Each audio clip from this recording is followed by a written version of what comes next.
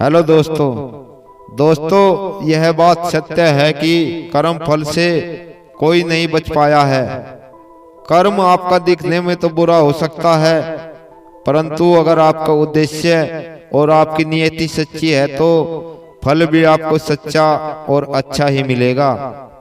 बहुत समय पहले की बात है, एक राजा राज्य करता था। वह राजा एक दिन अपनी जन्म पत्री पढ़ रहा था। पढ़ते पढ़ते उस राजा को ख्याल आया कि जिस समय मेरा जन्म हुआ होगा उस समय कितने मनुष्य का जन्म हुआ होगा, लेकिन वह मेरी तरह राजा क्यों नहीं बने।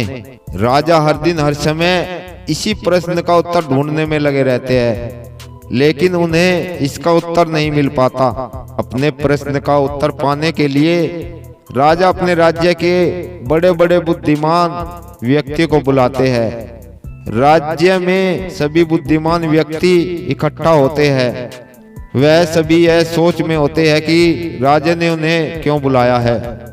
राजा सभी का अभिनंदन स्वीकार करते हैं और उनसे पूछते हैं कि जिस समय मेरा जन्म हुआ उसी समय और भी न जाने कितने व्यक्तियों का जन्म हुआ होगा, तो उन सब व्यक्ति में से मैं ही राजा क्यों बना। वह सभी राजा क्यों नहीं बने। सभी महान बुद्धिमान इस प्रश्न के लिए गहन सोच विचार करने लगे। वह सभी गहन सोच विचार करने के बाद राजा के प्रश्न का उत्तर ना दे सके। राज्य में एक बुजुर्ग बुद्धिमान व्यक्ति भी बैठे हुए थे। वह थोड़ी देर बाद बोले कि इस प्रश्न का उत्तर तुम्हें एक साधु महाराज देंगे, जो कई वर्षों से एक घने वन में तपस्या कर रहे हैं। यह सुनकर राजा अगले दिन अपने सैनिकों के साथ उस जंगल की ओर निकल पड़ा। कुछ दूर पहुंचते ही राजा को वहां एक छोटी सी कुटिया दिखाई दी। जब राजा उस कुटिया के पास पहुंचा तो उसने देखा कि एक साधु वहां बैठा आग के अंगारे खा रहा है। यह देखकर राजा चकित रह गया। राजा ने हिम्मत करके उनसे कहा कि हे साधु महाराज, मैं आपको प्रणाम करता हूँ। मैं आपसे एक प्रश्न पूछना चाहता हूँ। मेरे जन्म वाले दिन कितने मनुष्य का जन्म हुआ है और उन सभी में मैं ही राजा क्यों बना।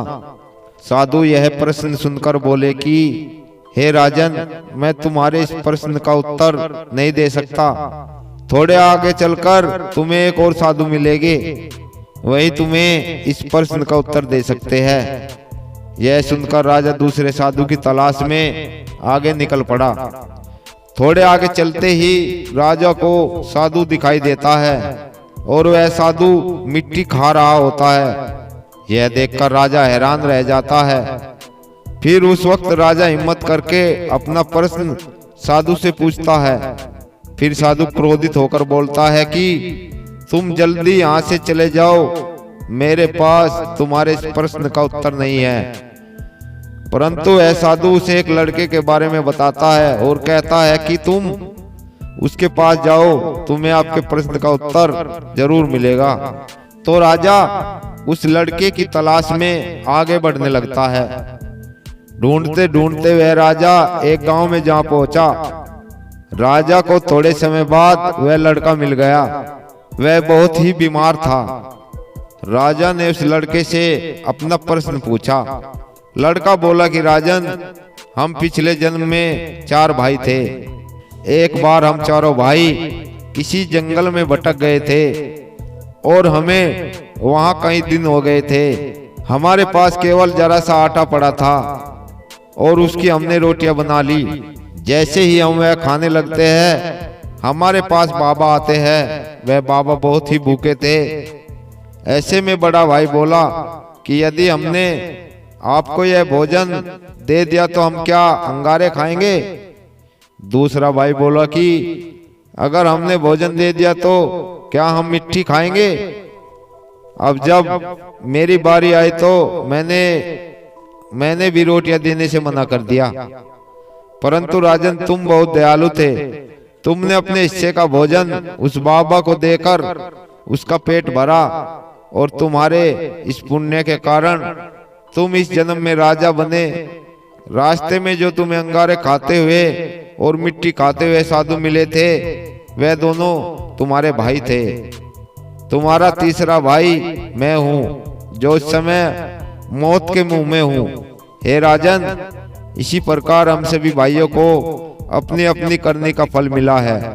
राजा को यह सुनकर अपने प्रश्न का उत्तर मिल जाता है।